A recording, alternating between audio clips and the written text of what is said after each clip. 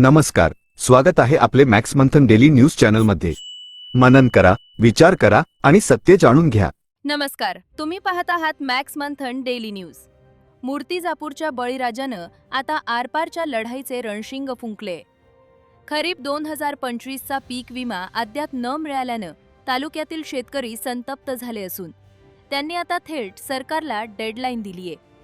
25 एप्रिलपर्यंत विम्याची रक्कम खात्यात जमा न झाल्यास येत्या 1 मे रोजी म्हणजेच महाराष्ट्र दिनी राष्ट्रीय महामार्ग क्रमांक 53 वर विराट ठिय्या आंदोलन करण्याचा इशारा शेतकऱ्यांनी दिलाय। प्रगती शेतकरी मंडळाचे तालुका अध्यक्ष राजू साहेबराव वानखडे यांच्या नेतृत्वाखाली आज उपविभागीय अधिकारी संदीप कुमार अपार यांना लेखी निवेदन देण्यात आले। मुख्यमंत्री देवेंद्र फडणवीस यांनी विधानसभेत हेक्टरी 17,500 रुपयाप्रमाणे विमा जाहीर केला होता। मात्र प्रत्यक्षात शेतकऱ्यांच्या खात्यात आजही झिरो बॅलन्स आहे। विम्याच्या प्रतीक्षेत असलेल्या हजारो शेतकऱ्यांची फसवणूक होत असल्याचा आरोप यावेळी करण्यात आला।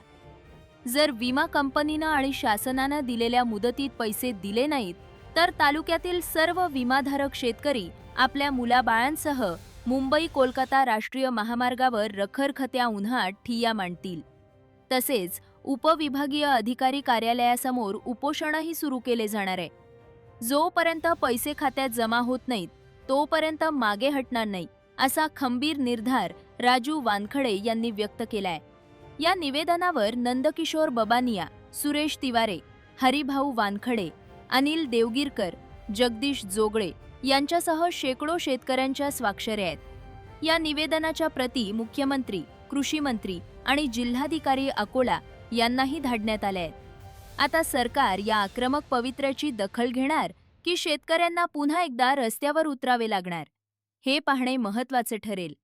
मूर्तिजापूरमधील या विशेष वृत्तांतासह विलास सावळे, अकोला।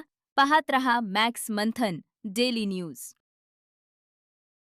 मॅक्स मंथन न्यूज मध्ये आपलं सहर्ष स्वागत। चॅनल आवडला असेल तर लाईक करा, शेअर करा आणि सबस्क्राईब करा।